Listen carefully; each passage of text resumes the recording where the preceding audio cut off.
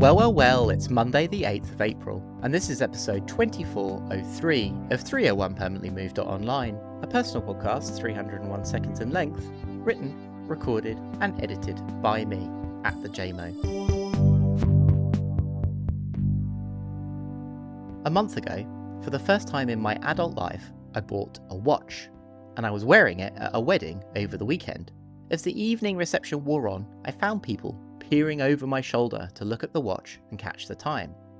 Or ask me directly what the time was. That curious phrase, do you have the time?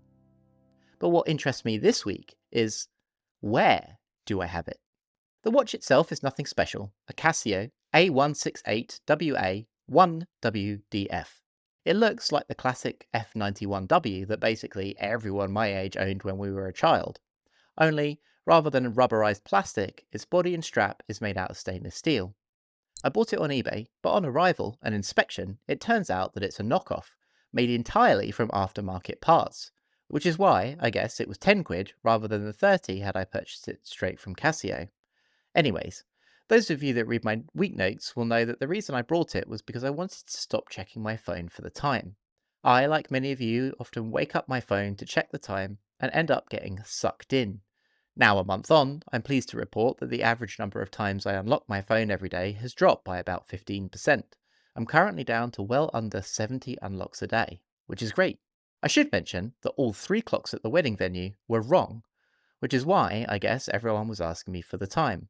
The bar clock was fast, the wall clock in the main room had stopped, and the clock in the room where we ate dinner hadn't been changed yet after the move to summertime the other week, and was an hour slow. I think the people asking me for the time at the wedding, apart from this, was somewhat driven by the fact that I was wearing a watch at all.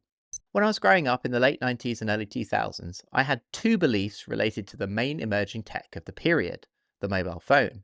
The first, I, like many millennials alongside me at the wedding, thought I didn't need a watch because since the year 2000 I've always had my phone on me, which has the time on it. And secondly, the warnings of my math teacher in 1999 saying, you need to learn all of this stuff because you won't always have a calculator on you, was a load of old rubbish. So, 25 years on, how do these beliefs still hold up? Let's take the calculator first. In 2003 to 2006, I did an Arts and Humanities degree, which both you and I would presume to mean that I didn't need maths at all. But oh boy was I wrong.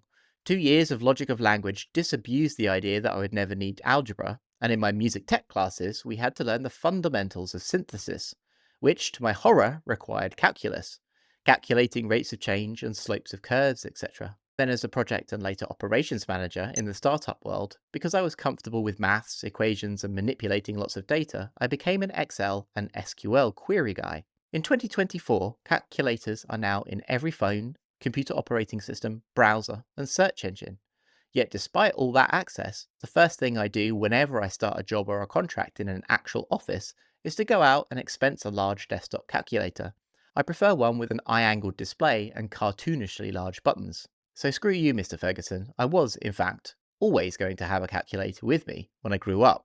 Not needing a watch, however, has become a more tricky position as I've grown older. On principle, I would say that this belief was a correct one. I have never not had the time on me since I was about 15.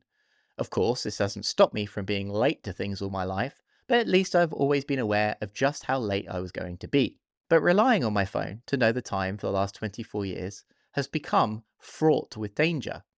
I first noticed the relationship to time in the smartphone during the pandemic. In fact, I made a whole episode on how TikTok hides the phone's clock entirely and linked this to doom scrolling and consumption. Now, I would probably go as far to say that this is actually immoral. But it's taken me 4 more years of creeping dissatisfaction with my phone's clock to do anything about it. When I was away in Thailand, in January, I didn't need to know or care what the time was for several weeks. But I noticed, when I did check the clock on my phone for the time, it was a gateway to the rest of its contents. I'd pick it up and then look at my emails, check Instagram, or whatever. The smartphone, the object that possessed the time, was using the time as a lure in order for its contents to possess me.